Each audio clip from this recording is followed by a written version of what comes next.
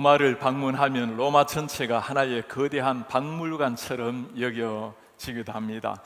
2000년 전에 어떻게 이런 역사를 이루었는가 생각하면 한 시대의 모든 길이 로마로 통한다라는 말이 참 실감이 납니다. 이렇게 화려한 로마 역사 한가운데 참 어두운 역사의 한 면도 있습니다.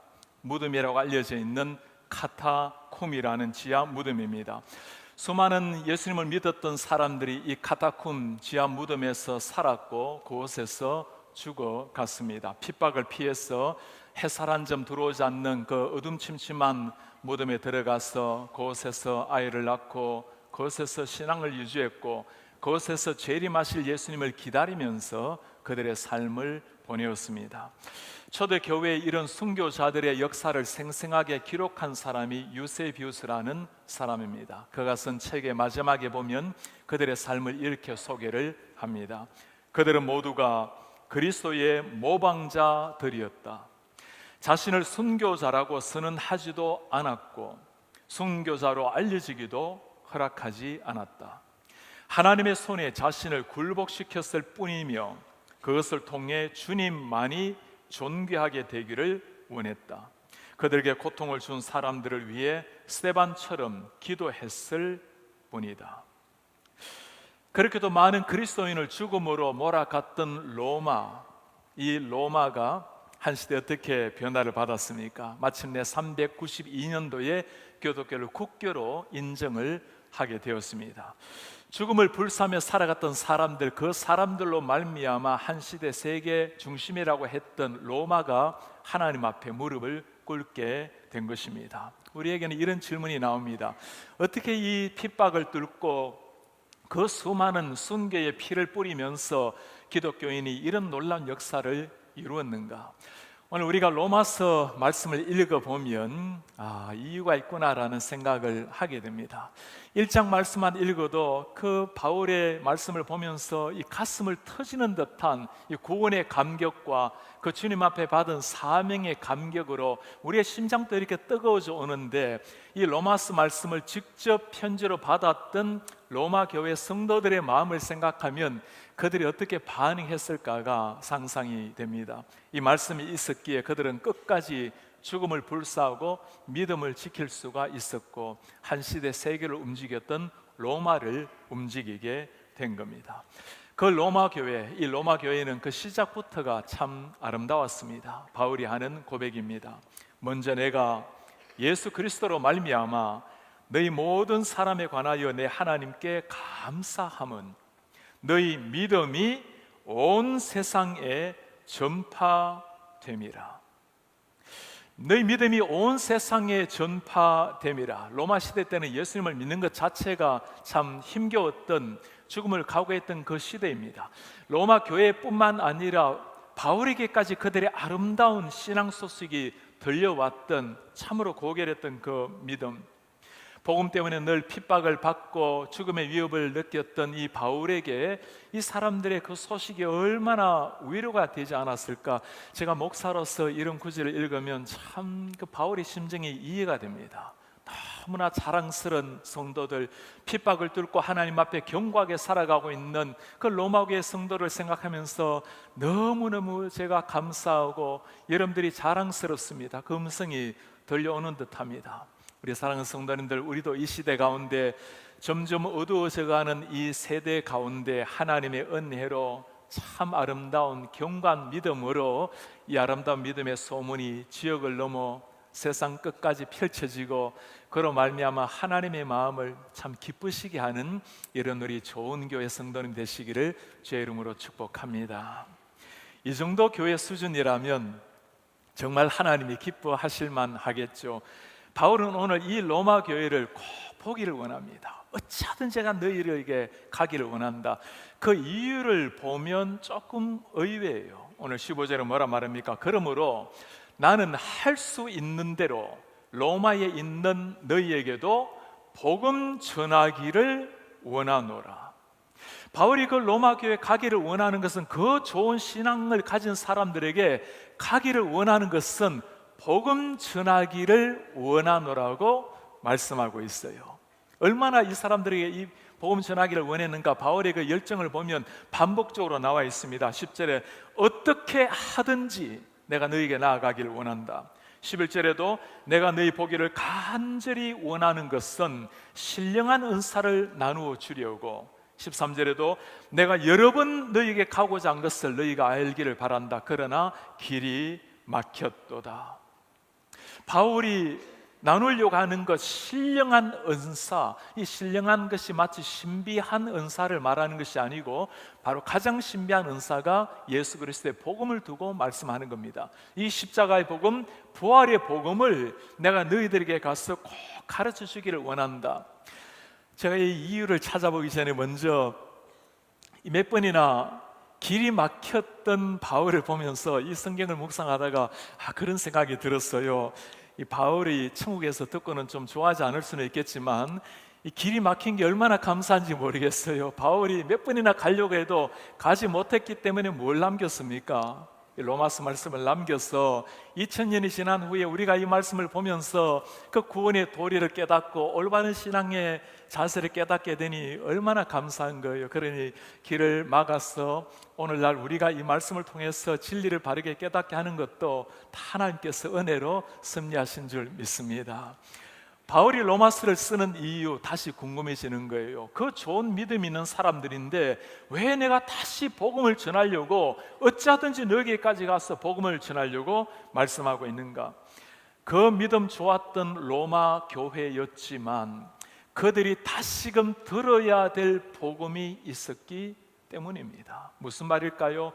교회를 다니지만 교회를 다니는 사람들이라도 다시금 들어야 될 복음이 있다라는 말씀입니다. 바울 시대나 오늘 시대나 똑같은 거죠. 복음을 들어야 될 두 부류가 어떤 부류일까요? 복음을 모르거나 잘못된 복음을 가진 사람들, 그럴 수 있죠.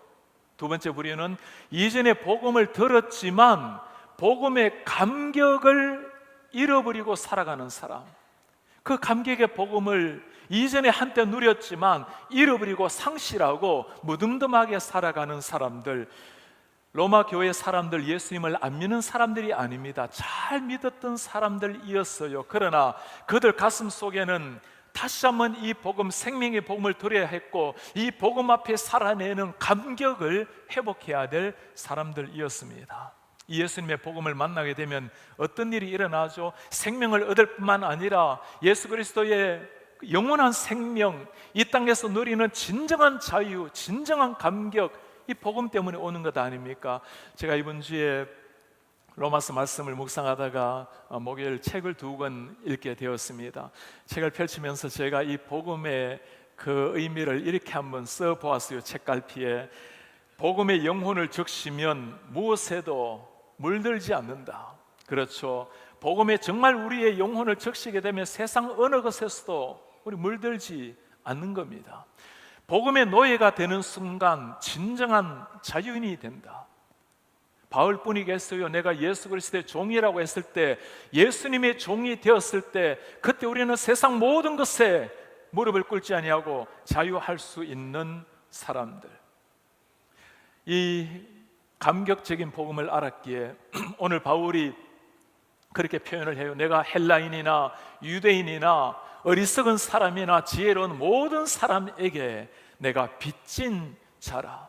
여러분, 바울이 정말 빚진 사람입니까? 바울이 빚진 사람은 예수 그리스도 뿐입니다. 로마 교회 사람들 본 적도 없고 아는 사람도 아니에요. 이 고백이 예수님을 정말 아는 사람, 예수 그리스도의 복음으로 말미암아 내 심장이 타오르는 사람이 할 수 있는 고백입니다. 내가 예수님을 모르는 사람이 한 사람이라도 있다면 그들에게 내가 복음에 빚진 자입니다. 우리 성도님들 한번 물어보시기 바랍니다. 내가 정말 이 복음을 확실하게 깨닫고 있는가? 복음을 하나님의 은혜로 잘 깨닫고 계신다면 다시 한번 물어보시기 바랍니다. 내 가슴 속에, 내 삶 속에 복음으로 말미암는 진정한 감격, 기쁨이 샘솟고 있는가? 이 복음이 가슴에 새겨지면 영혼을 향한 예수님의 눈물, 믿지 않은 자들에 대한 빚진 마음이 생긴다 했어요. 내 속에 이런 영혼을 향한 전도의 빚진 마음이 있는가? 오늘 로마서 말씀이 이제 셋째 주에 전하는 말씀입니다. 참 많은 성도님이 그렇게 말씀을 해와요. 목사님 너무너무 기대가 됩니다. 그리고 이미 복음을 통해서 제가 예수님을 다시금 만나게 되었어요. 그 뜨거운 열정을 다시금 회복을 하게 되었어요. 신방 갔더니 한 성도님은 그렇게 말씀해요. 제가 모태신앙인데 너무너무 미적미적 생활을 하다가 이번에 로마서 강의 시작을 보고는 벌써 로마서를 한번 읽었습니다. 기대하고 있습니다. 가장 기대하는 사람은 제 자신입니다. 32여 년 전 제가 주님을 만났을 때 그 로마서 말씀으로 진리의 도를 깨닫게 되었을 때 그 감격을 다시 가슴속에 새기면서 얼마나 행복하게 즐겁게 지내는지 모르겠어요.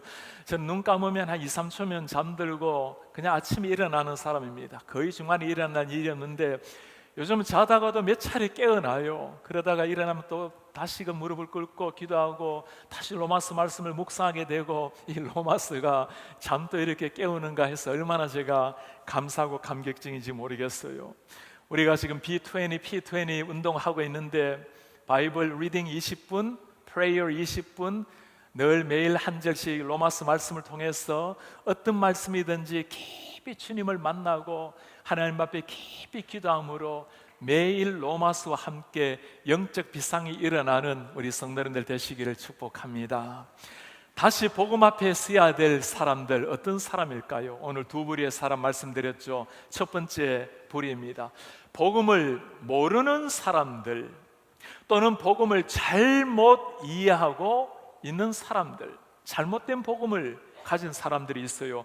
로마 교회 신앙은 대단했지만 당시 때 기독교의 이 교리가 완전히 정립된 시대가 아니었습니다. 로마서 1장부터 11장까지 바울은 이 진리의 복음이 무엇인가, 구원의 도리가 무엇인가를 아주 세밀하게 설명을 하고 있습니다. 아직까지 사복음서도 기록되기 전에 로마서가 쓰여졌기 때문에 많은 사람들에게는 예수님을 믿지만 그러나 진정한 기독교 교리를 잘 모르고 있었을 때였습니다. 바울이 그토록 전하려고 했던 그 복음의 핵심이 뭘까요? 16절에 말씀합니다. 내가 복음을 부끄러워하지 아니하노니 이 복음은 모든 믿는 자에게 구원을 주시는 하나님의 능력이 됨이라. 모든 믿는 자에게 구원을 주시는 하나님의 능력. 예수를 믿는다라는 것 어떤 의미일까요?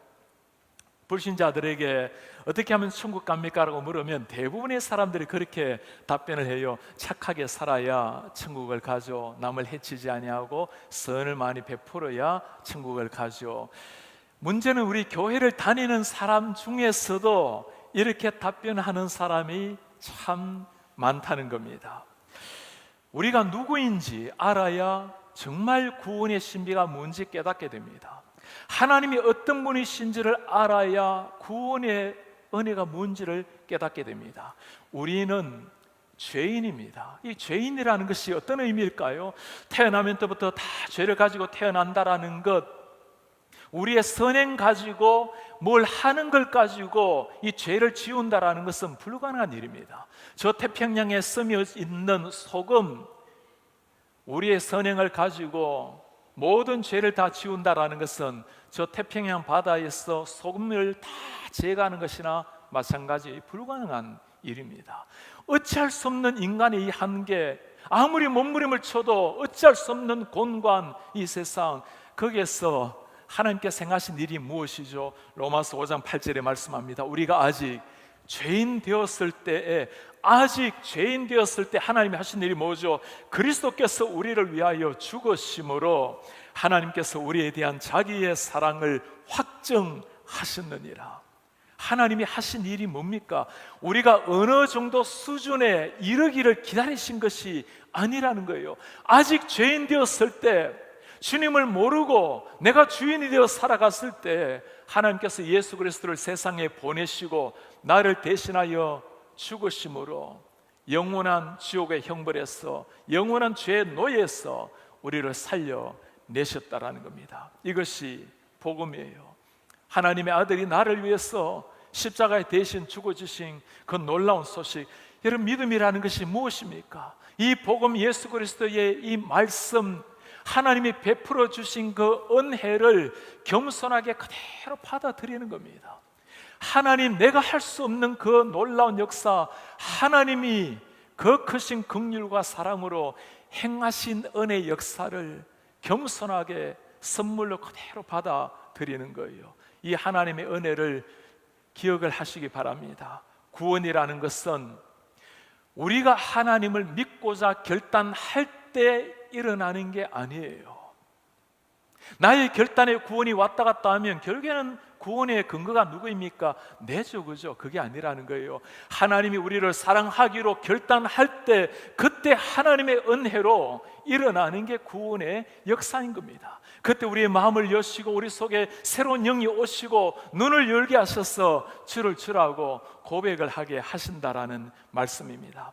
하나님을 향한 절대적인 믿음, 우리의 선행, 우리의 열심이 아니라 오직 하나님의 사랑, 긍휼, 그 은혜만이 구원의 시작이요 마지막이라는 말씀입니다. 우리의 선행, 구원의 근거를 자기 자신에게 두는 사람은 언제나 불안해요. 그게 선행이든 때로는 저는 믿겠습니다라는 그 확신이든 자기 열심이든 교회 봉사든 자기 자신에게 구원의 근거를 두는 사람은 촛불 신앙과 같아요. 믿음이 막 클 때는 구원의 확신이 확실히 들고, 믿음에 점점 떨어져 버리면 내가 구원받지 못한 사람이 아닌가, 교회 열심을 내다보면 구원 얻은 것이 확실하고, 열심히 떨어지면 뭔가 내가 구원 얻지 못한 사람은 아닌가. 이 모든 것이 다 구원의 근거가 자기 자신에게 있는 사람입니다. 구원의 근거를 하나님의 은혜에 두는 사람은 태양신앙이에요. 우리가 연약해질 수 있죠. 나이가 때로 들다 보면 정신이 혼미해지기도 하고, 때로는 예수 그리스도를 주라고 고백하지 못할 그런 어려움도 있을 수 있는 겁니다.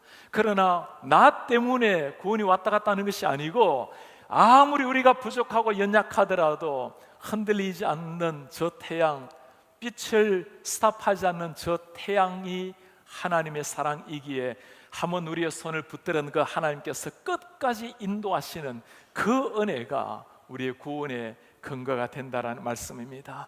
이 은혜로 말미암아 우리가 드릴 수 있는 것이 감격이고 감사예요. 이 감격과 감사로 매 순간 주님 앞에 나아가시는 이런 여러분들 되시기를 주의 이름으로 축복합니다. 17절에 바울이 계속해서 이 믿음을 설명을 하고 있어요. 복음에는 하나님의 의가 나타났어 믿음으로 믿음에 이르게 하나니, 믿음으로 믿음에 이르게 하나니, 기록된 바 오직 의인은 믿음으로 말미암아 살리라 함과 같으니라.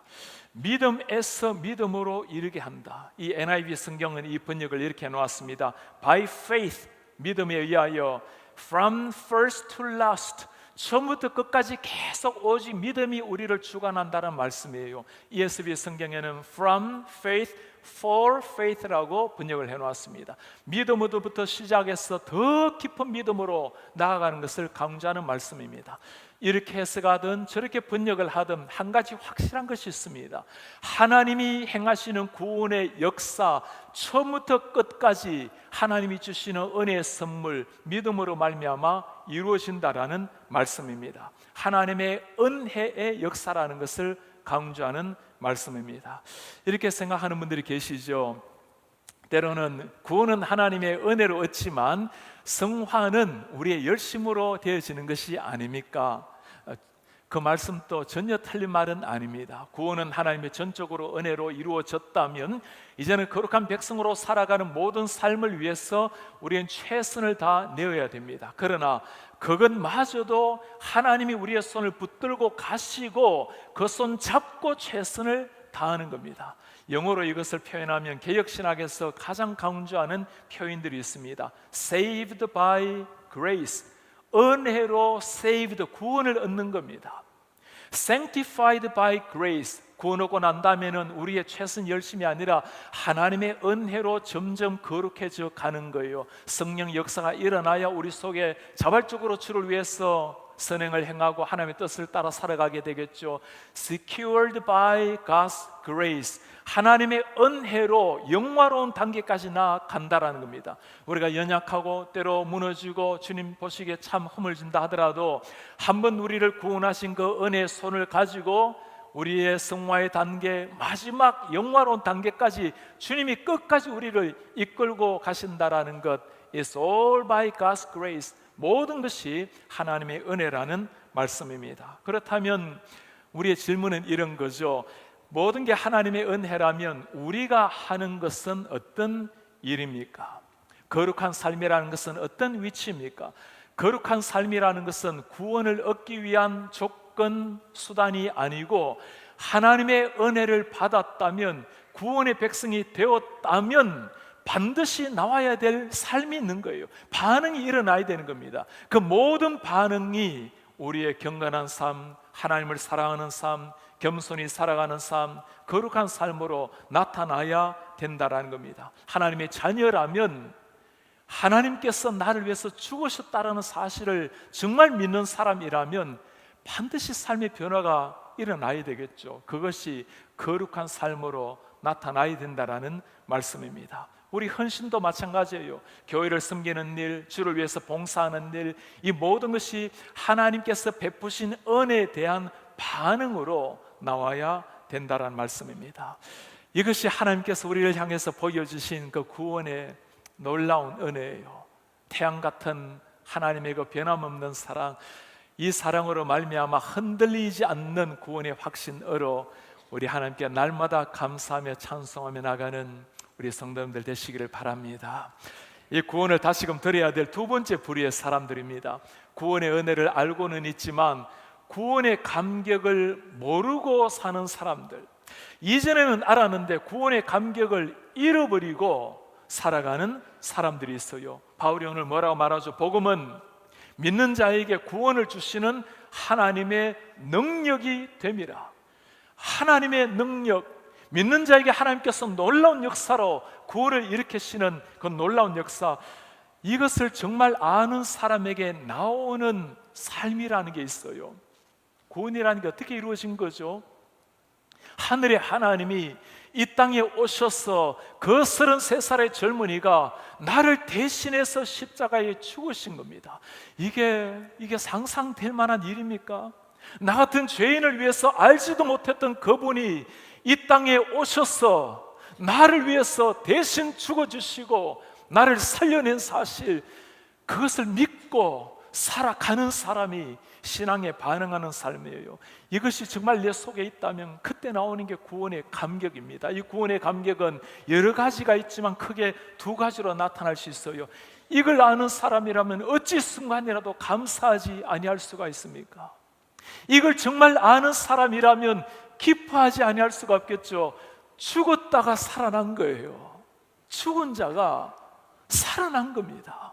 감사와 기쁨과 세상 다 사라져도 주님 앞에서 얻은 이 영원한 생명, 주께서 나를 아들로 삼아주시고 흠과 죽음의 땅에서도 나를 끝까지 인도하신다는 이 사실, 그것 하나 가지고 있으면 심장이 뛰는 거예요. 우리 이 구원의 감격, 여러분 어떠세요? 우리가 주님을 정말 만났다면, 그 옛날 이런 일이 일어났다는 걸, 이 하나님의 은혜를 깨달았다면 그 은혜에 몸서리치면서 감격해하면서 우리가 주님을 만난 때가 있지 않았습니까? 지금 이 구원의 감격을 여러분 어떻게 누리고 계십니까? 구원을 받았나요? 라고 물으면 예라고 대답을 합니다. 어떻게 받았나요? 물으면 예수를 믿기 때문에 받았어요 라고 다 답변을 해요. 옳은 답변이에요. 그러나 여러분, 그 답변을 잘 하는 것보다, 알맞는 구원에 관계되는 성경 구절을 암송하는 것보다 더 중요한 게 있어요. 정말 그 구원의 감격이 내 심장에 새겨졌다면 이제는 주님의 영이 내 속에 온 겁니다. 주인이 바뀌어진 거예요. 그 하나님이 내 주인이 되었다는 걸 알고 예수를 나의 구주로 삼고 성령과 피로서 거듭났으니 세상과 나는 다 사라져도 구속한 주님만 보이도다. 할렐루야, 할렐루야. 이것이 나의 찬송일세. 이 감격이 우리 속에 일어나야 되는 겁니다. 죽은 자가 살아난 그 감격, 이 감격이 있는 사람, 그 구원에 대한 눈물이 있는 사람, 여러분 한번 물어보세요. 이 감사함으로, 기쁨으로 주님 앞에 눈물로 감격해본 마지막 때가 언제입니까?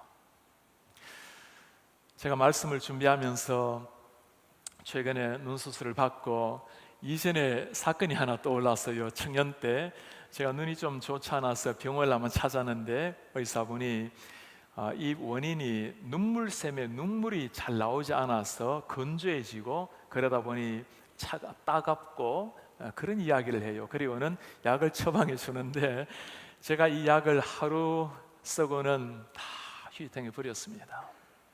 제가 예수님을 믿는 청년인데 예수님이 나를 위해서 십자가 지신 것을 믿는 아들인데 그 구원에 매일 눈물을 쏟아도 부족한데 주님의 은혜로 주님의 뜻대로 살지 못해서 주님 앞에 하루 종일 눈물로 회개해도 못할 사람인데 눈물이 없어서 생기는 병이라니 얼마나 제가 주님 앞에 부끄러움으로 회개를 했는지 몰라요. 그리고 주님 구원의 감격에 눈물을 달라고, 잃어버린 영혼을 향한 아버지의 그 눈물을 달라고, 주님 앞에 온전히 살아내지 못하는 그 고통으로 흘리는 눈물을 달라고 그렇게 몸부림을 쳤던 청년 시기가 있었습니다.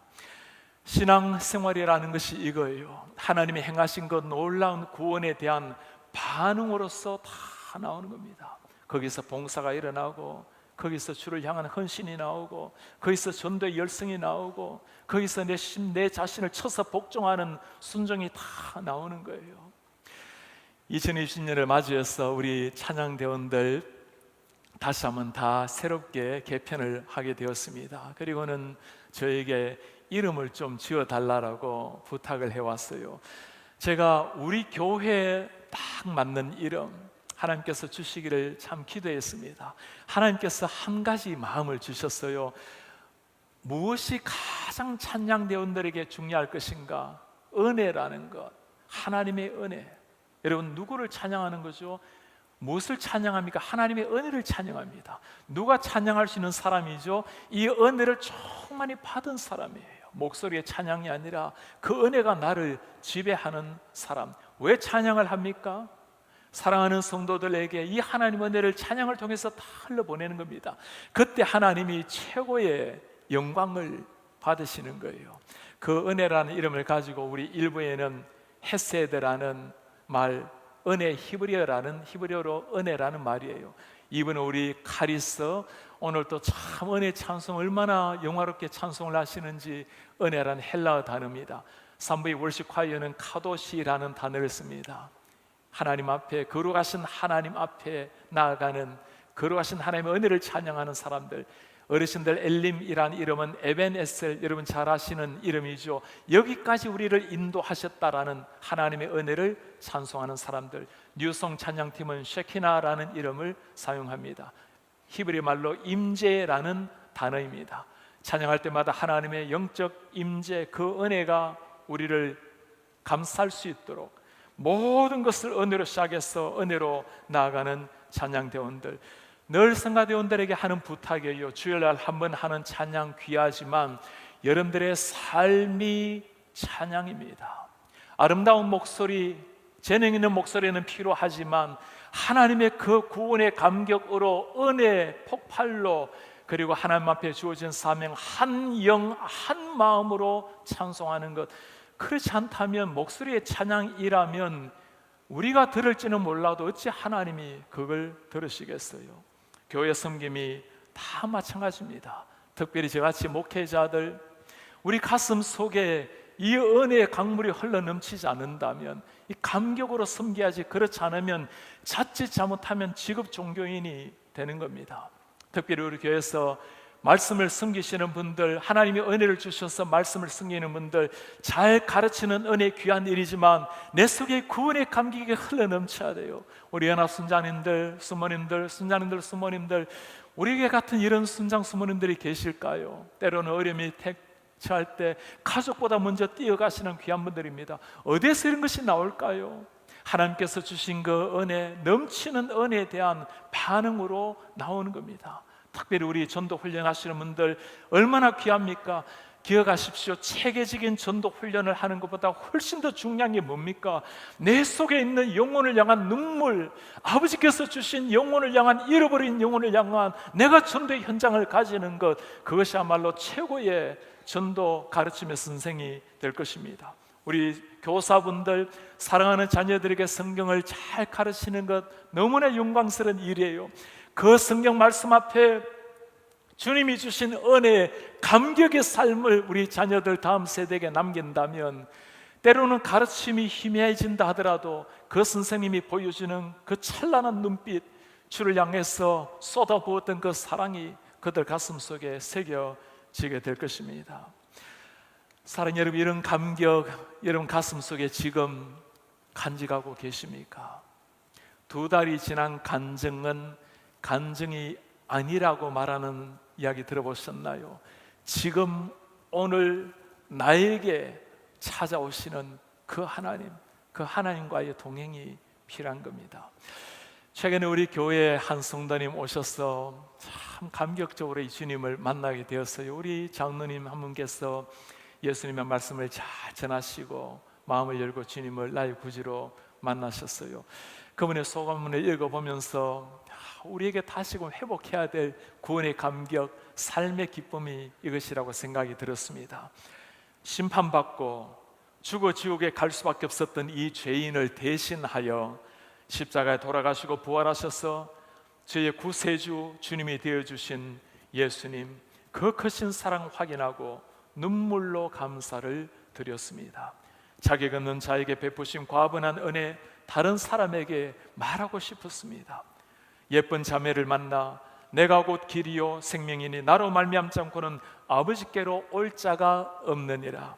예수님의 말씀에 적시로 마음의 문을 열고 우리 죄 문제 유일한 해결책 예수님을 영접했습니다. 대만에서 온 학생도 예수님께 자신이 죄인임을 고백하고 용서를 구하고 주님으로 모셔드리는 역사가 있었습니다. 매주 강단을 통하여 선포되어지는 말씀 속에서 살아가는 이유와 목적을 깨닫고 질그릇같이 약하고 부족하지만 함께 하시는 주님의 힘입어 남은 인생 하나님의 사랑을 나누는 작은 도구가 되기를 간절히 소망합니다. 이게 복음의 능력이에요. 이것이 복음 앞에 변화된 사람의 새로운 인생입니다. 이 복음을 아는 사람, 하늘의 기쁨을 아는 사람이죠.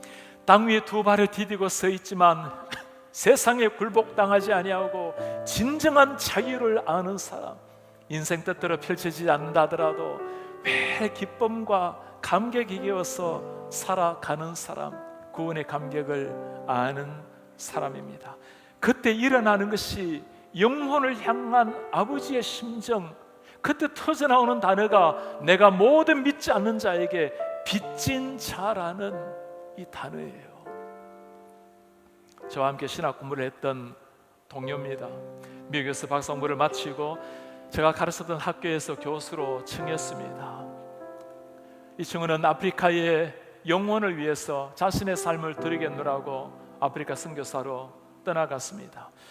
몇 년 전에 이곳 저희 집에 방문을 했어요. 얼굴이 얼마나 초췌해졌는지 잇몸이 내려앉아서 이가 떨어져 나왔어요. 어떻게 이렇게 됐느냐고. 스트레스 때문이에요.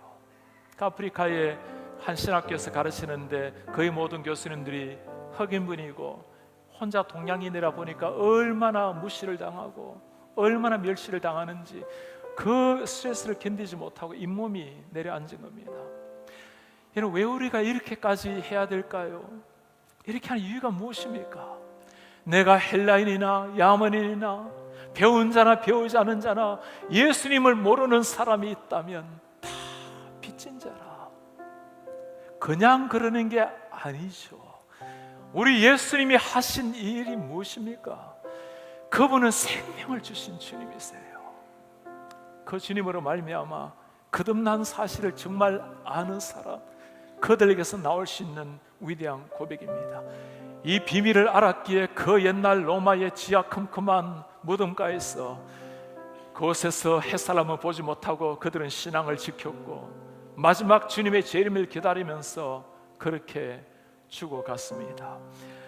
사랑하는 여러분, 이 구원의 감격을 지금 가지고 계십니까? 가지고 계신다면 감사하며 기뻐하십시오. 만일 구원의 감격이 희미해진 분들, 사라진 분들이 계십니까? 그냥 그렇게 지나지 마세요. 옛날에 한때 내가 그랬는데, 그때 최선을 다했는데, 그때 불태웠는데, 지금 주님이 나를 바라보시고 지금 내 가슴 속에 이 구원의 심장이 뛰고 있는가? 이 구원으로 말미암아 내 가슴 속에 감사가 흘러넘치고 진정한 삶의 만족의 노래가 나오고, 사랑하는 형제 자매를 보면서 아직까지 한 명이라도 주님을 모른다면 내 가슴 속에 영혼을 향한 안타까운 마음이 일어나고 있는가? 지금 오늘 나에게 이 마음이 없다면 여러분 그냥 지나치지 마시기 바랍니다. 우리가 이 말씀 앞에서 우리 영혼의 비상, 복음으로 말미암는 진정한 비상, 이 비상을 반드시 이번에 맛보시는 이런 여러분들 되시기를 바랍니다. 우리가 이 말씀으로 말미암아 주님을 다시금 만나고 거룩한 감격을 회복하게 될 때 내 영혼이 비상할 것이고, 그때 우리 온 교회가 복음 비상의 불길로 타오르게 될 것입니다.